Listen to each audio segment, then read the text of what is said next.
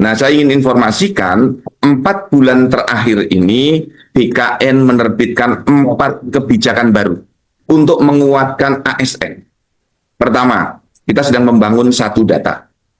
Satu ASN harus berisi semua potensi, semua kompetensi profiling ASN secara lengkap. Maka kebijakan pertama di BKN adalah kemudahan pencantuman gelar. Agar gelar diploma, sarjana, master, doktor, semua dicantumkan. Ini penting karena profil ASN kita saat ini salah satunya terkendala sulitnya pencantuman gelar.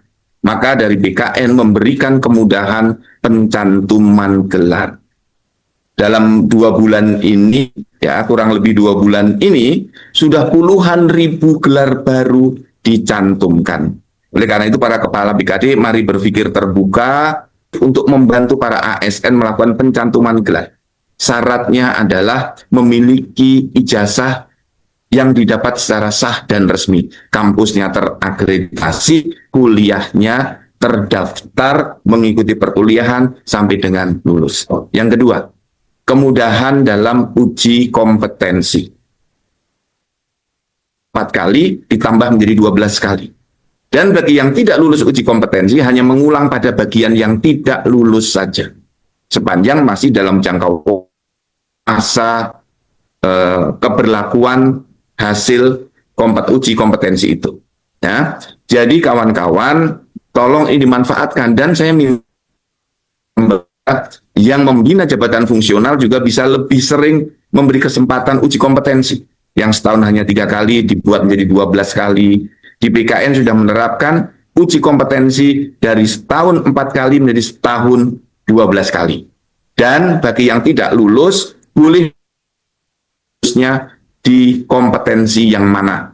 Dan nanti hanya mengulang pada bagian yang tidak lulus saja. Ini kebijakan yang kedua. Kebijakan yang ketiga adalah menggelar profesi. Jadi rekan-rekan para ASN, sekali lagi profil ASN kita harus lengkap. Sehingga Bapak Presiden, Bapak Gubernur, Bapak Bupati, Wali Kota membutuhkan ASN seperti apa dalam database kita. Karena satu data kita lengkap, kita bisa profiling dengan cepat. Dan ini penting untuk mobilitas talenta nasional. Eselon 2 yang layak menjadi eselon 1 sudah termonitor. Tinggal kita laporkan kepada Bapak Presiden, kepada para menteri. Nah, kalau database kita lengkap, sudah kita lakukan untuk talent scouting, manajemen talenta secara nasional. Jadi ini pencantuman gelar profesi.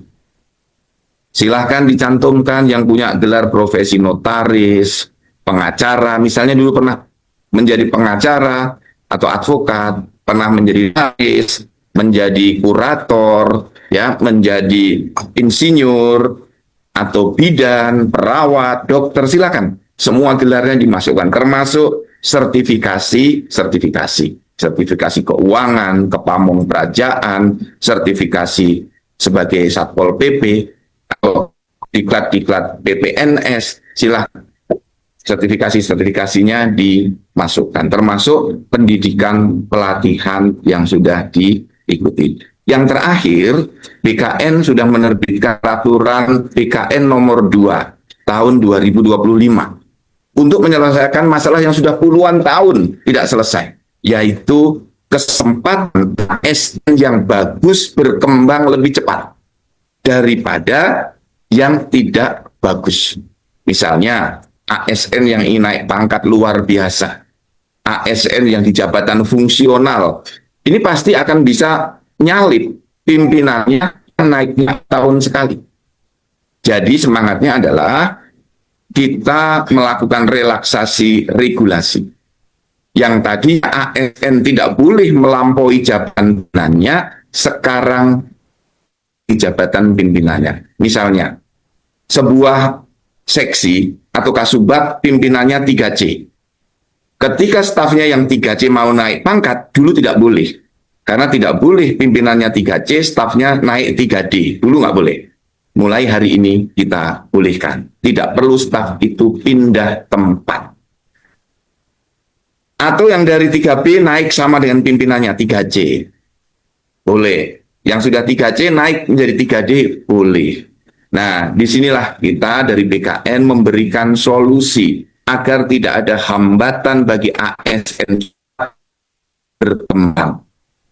Ini kan menjadi sangat merugikan kalau ASN tidak bisa berkembang bukan karena masalah di dirinya, tapi ada masalah di sistem. Nah, sistem ini yang harus kita perbaiki. Sistem itu bisa berupa regulasinya, bisa berupa aplikasinya, bisa berupa corporate culture-nya. Nah, ini yang harus kita perbaiki sama-sama.